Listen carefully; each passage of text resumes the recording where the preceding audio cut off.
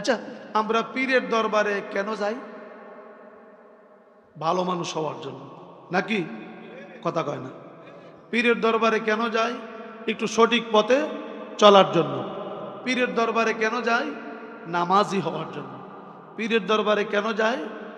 মুত্তাকি হওয়ার জন্য, আল্লাহ রাসূলকে ভয় করার জন্য, ইবাদত বন্দি করার জন্য। কোন পদ্ধতিতে আমি হাঁটলে আমার পথটা হবে ইহদিনাস সিরাতাল মুস্তাকিম। সুবহানাল্লাহ বলুন। কিন্তু এমনও অবুদ আছে, আচ্ছা বলুন, পীর যদি বেনামাজি হয়, মুরিদ কোনদিন নামাজি হইব? আচ্ছা, কেউ যদি বলে কোন পীর, আমি সর্বধর্মে আছি, হিন্দু ধর্মের মধ্যে আছি, ইহুদির মধ্যে আছি, নাসারার মধ্যে আছি, মুসলমানদের মধ্যে আছি, আপনারা তারে কি কইবেন? ফির। কথা কয় না। হে কি ফির না কলেরা? কলেরা ধরলে কি মানুষ বাঁচে না মরে? মরে। আচ্ছা, এইরকম পীর যদি দেশে এসে নাজিল হয়, যে তাইন সর্বধর্মই আছে, তারে কি আদর করে খাওয়াবেন না ফাতলা ফাতলা কিছু আপ্যায়ন করবেন?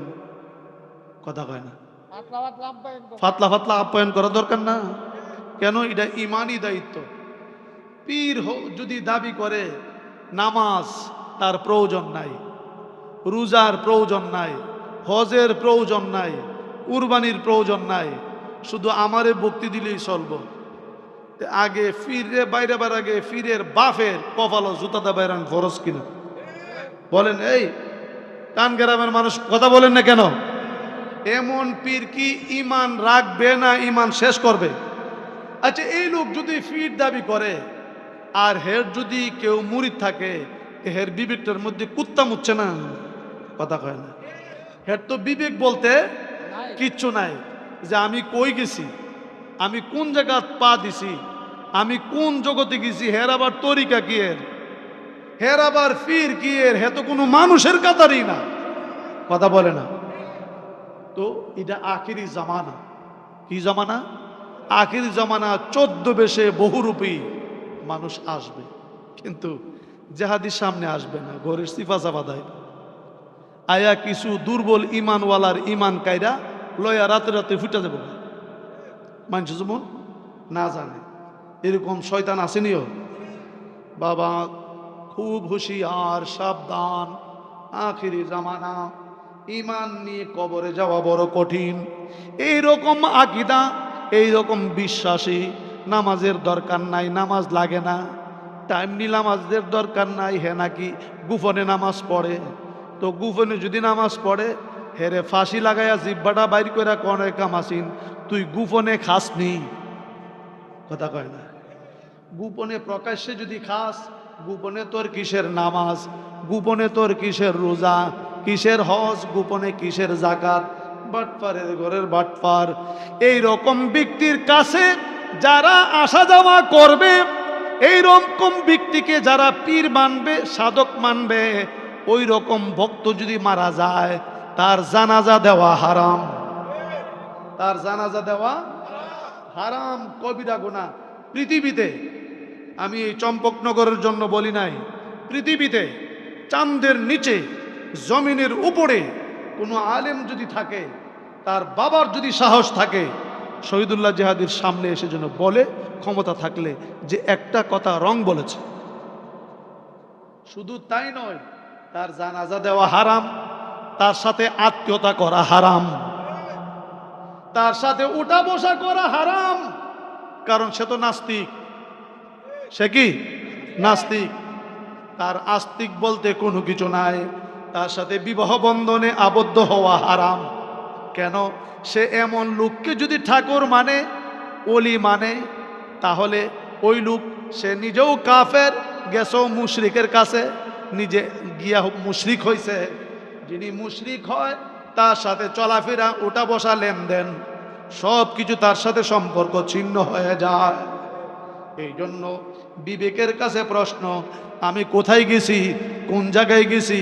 সে কি আমার জীবনের জন্য ইমান রাখবে না ইমান ধ্বংস করার জন্য? বেঈমান নিজেও চিনে না। আখিরি জামানা, আখিরি জামানাটার সম্পর্কে আমার রাসূল বলেছেন, দলিল আল আয়াতু বাদাল মিয়াতাইনে, বাদাল মিয়াতাইনে আই বাদাল আলফাইনে ওয়া হুয়া ওয়াক্তিল যুহরে মাহদিয়ুন। সুবহানাল্লাহ বলুন। আমার নবীজি বলেছেন আখির জামানা ইমাম মেহেদী আলাইহিস সালাম আসার একটা পূর্ব আভাস। আল আয়াতু বাদাল মিয়াতাইনে, ইমাম মেহেদীর আগমনের নিদর্শন 200 বৎসর পর। এবারতের ব্যাখ্যায় আল্লামা মুল্লা আলী কারি রাহিমাহুমুল্লাহ উনি বলতেছেন দলিল বাদাল মিয়াতাইনে আই বাদাল আলফাইনে ওয়া হুয়া ওয়াক্তিল যুহরে মাহদিয়ুন। রাসূল বলেছিলেন 200 বৎসর, ইঙ্গিত করেছিলেন 2000 বৎসর। এখন চলে 2026, 2000 আখিরি জামানা। আশেকের ও চম্পকনগরের মানুষ খুব সাবধান, বি কেয়ারফুল। আপনারা বলুন, আমার নবীজি নামাজ পড়ছিল নি? সাহাবায়ে কেরাম নামাজ পড়ছিল নি? মৌলা আলী নামাজ পড়ছিল কিনা? নামাজের ভিতরটা তীর টেনে খুলে ফেলে খবর নাই। ফারুক আজম নামাজ পড়ছিল নি? সাহাবায়ে কেরাম, গাউসে পাক আব্দুল কাদের জিলানী পড়ছেনি? খাজা গরিবে নেওয়াজ, কিরে বাই মুক্কার ঘরের বাই মুক্কা, তুই কর্তিকা সাধকের ঘরে সাধক আইছত। খাজা গরিবে নেওয়াজও বাদ হয়ে গেছে গা তোর কাছে, যিনি 90 লক্ষ কাফেরকে মুসলমান বানাইছে। এমনে না, বেলায়তের পাওয়ার দিয়া। সুবহানাল্লাহ কয় না রে? গাউসে পাক আব্দুল কাদের জিলানী উনি বলেন আল্লাহর জমিনটা আমার সামনে একটা সরিষার দানার সমতুল্য। উনি নিজেই বলেন দলিল নাজারতু ইলা বিলাদিল্লাহি জামান কাহার দালাতিন আলা হুকমি ইত্তিসালি। আব্দুল কাদের Jilani said the all of the world is like as equal as a master said to me। আল্লাহর দেওয়া প্রদত্ত ক্ষমতা বলে আল্লাহর জমিনটা আমার সামনে একটা সরিষার দানার সমতুল্য। ও গাউসে পাক ডাক দিয়েছে, সূর্য পর্যন্ত কথা শুনতে বাধ্য। কথা বলুন ঠিক কিনা? পাহাড়কে ডাক দিয়েছে, পাহাড় তরতর করে কাঁপুনি শুরু হয়ে গিয়েছে। তালাকে যদি একটা লোহার টুকরাকে তাওয়াজ্জু দিয়েছে, ভূমিকম্প শুরু হয়ে গেছে। তুই কোত্থেকে বাইমুক্কার ঘরের বাইমুক্কা সাধক হইয়া আইছত? ফুলাফানগুলি অবুজ, এদের ইমানগুলি নষ্ট করে দিছত। বোঝা গেল খাজা গরিবে নেওয়াজ হের কাছে বাদ, গাউসে পাক হের কাছে নাই, আপনার বাহাউদ্দিন নকশবন্দ উনিও নাই, মুজাদ্দেদে আলফেসানি উনিও বাদ, শাহজালাল রহমতুল্লাহ আলাই উনিও বাদ। কথা কয় না? খরমপুরের কেল্লা শহীদ বেনমাজি আছেন, বেরোজদারি আছেন। কিতা কইতাম আপনারা বলেন, আমার কোনো ভাষা নাই। বোঝা গেল খরমপুরের কেল্লা শহীদ বাদ। তুই কর্তিকা সাধকের ঘরে সাধক হইয়া নাজিল হইছত।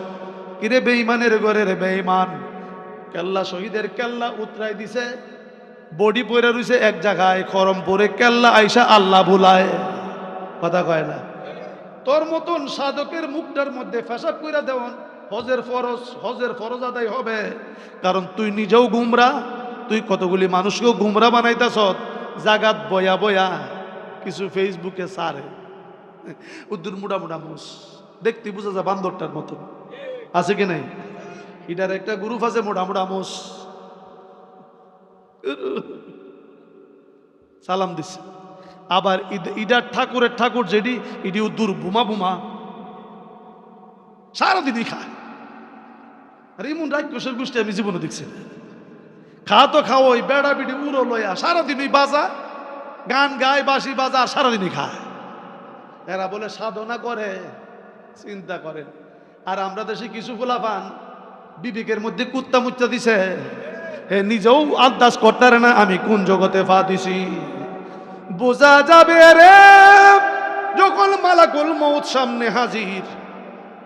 আমি বাজারে খুঁজছিলাম, আমরা সর্দার সাহেব কি নাম না, আমার আমির খানকে খুঁজছিলাম। ফাইলে আমার সাথে করে লই আজকে মাহফিল সিয়াটের মধ্যে বইয়া আলোচনা করলাম যে একটু খবর রাখতে হবে, দেশ তো গুমরার দিকে চলে যাচ্ছে। আপনারা যদি খবর না রাখেন শয়তানের গোষ্ঠী ঢুইকা ঢুইকা ইমান কায়দা নিয়ে যাবে। কথা বলুন ঠিক কিনা? ওই সমস্ত লোকগুলাকে পাইলে জুতার মালা গলায় পড়াইয়া বাজারে ঘুরাইয়া বিদায় কইরা দিতে হবে। ঠিক কিনা বলুন, হাত তুলে বলুন ঠিক কিনা। নারে তাকবীর।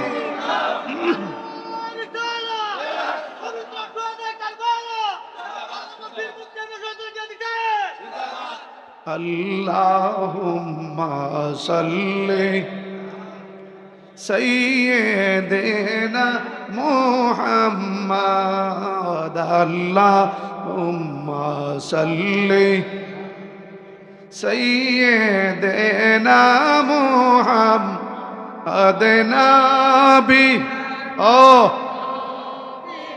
না মাওলানা মুহাম্মাদ নবী মাওলানা মুহাম্মাদ, আল্লাহুম্মা সাল্লি। ও চম্পকনগরের মানুষ, এ দেশে পিসা বাস্ত মাসিয়া খাতার, ঠিক কিনা বলেন, মানুষকে সঠিক পথের সন্ধান দিয়েছে। এই দেশে পিসা বাস্ত, এই যে কি জানি কেউ নুয়াপাড়ার এই মুসা সিদ্দিকী সাহেবের ফুত বাবা, কি নাম না, গোলাম সাদেক সাহেব। এ দেশে পিসা বাস্ত বরুণার, কথা বলেন ঠিক কিনা। এখন হেরা সবাই বাদ, হেরা ভুল পথে আছে। হে বান্ধুরা বেড়া সঠিক পথে আছে, ইমন পথে, যেই পথে গেলে নামাজের দরকার লাগে না। চি চি, আহা, মানুষ এত নির্বুধ হয়, এটা কথা আছে রে বাবা। 28 দিলে 22 ওঠে, কর্মে নাই যার। কপালে যদি ইমান না থাকে, আপনি হাজার বুঝাইলো কাম হইতো না। আল্লাহ তো হেরে কি করে দিছে, আগের থেকে ইমান উড়াই নিছে, এটা সময় মতো প্রকাশ পাইছে, ঠিক কিনা বলুন। এই জন্য বাবারা, কালকা বাজারে যদি দেখেন আমার এই কথাগুলি কারো গায়ে লাগছে, মনে করবেন এই দলের দলই হ্যাঁ, নাকি নাকি বলে চিনবেন কেমনে, ফুতের গায়ে লাগছে মনে করবেন এই বাটফার এই বাটফার, ঠিক কিনা বলেন। না হলে বাটফার তোর গায়ে লাগে গেলে। আমরা তো বেঈমান জাহেলের গোষ্ঠীদেরকে টার্গেট করে করে বলছি, মাহফিল হেদায়েতের জায়গা, মাহফিল আল্লাহ রাসূলকে সঠিক পথ চিনার জায়গা, সঠিক কথা বোঝার জায়গা, ঠিক কিনা বলেন। যুবকেরা খুব মনোযোগ, আমরা অল্প সময়ের ভিতরেই শেষ করব। আমি আগেই বলেছি এই দুনিয়াটা চিরকালের নয়, কথা বলুন ঠিক কিনা। আসছি যখন যাওয়া লাগবে, যাওয়ার আগে আপনি আমাদেরকে কিছু পুঁজি বানাইতে লাগবে। পুঁজিটা কি? আপনি আমার পরকালের সম্বল। পরকালের সম্বল কি? আপনার আল্লাহর দেওয়া বিধানগুলি পালন করা, মানুষের সাথে সুন্দর ব্যবহার করা। মানুষ যেন মৃত্যুর পরে কই একটা ভালো মানুষের জানাজা করেছি, কথা বলুন ঠিক কিনা। আশেকেরে জিজ্ঞেস করি, ও গাউসে পাক আব্দুল কাদের জিলানী, আপনি এত বড় ক্ষমতা সম্পন্ন মহান ওলি কেমনে হলেন? উনি জবাব দিবেন নবীজির গোলামি করার কারণে। উত্তর দিবেন খাজা গরিবে নওয়াজ আনা সাগরের পানি টুডির ভিতরে ঢুকিয়েছেন, এত বড় পাওয়ার কোত্থেকে পেলেন? উনিও বলবেন নবীজির গোলামি করার কারণে। আল্লাহু আকবার বলুন। এই দেশে যে যত বড় ওলি আল্লাহ হয়েছে, প্রত্যেকেই আমার মাবুদকে সাধনা করে। চোখের পানিতে বুক ভাসাইছে, চোখ দুটি গা হয়ে গেছে। এটা এখন বোঝা যাবে না, এখন যা শুধু কথা, এটা ফুটলা। কিন্তু এটা বোঝা যাবে যখন মালাকুল মউত সামনে হাজির।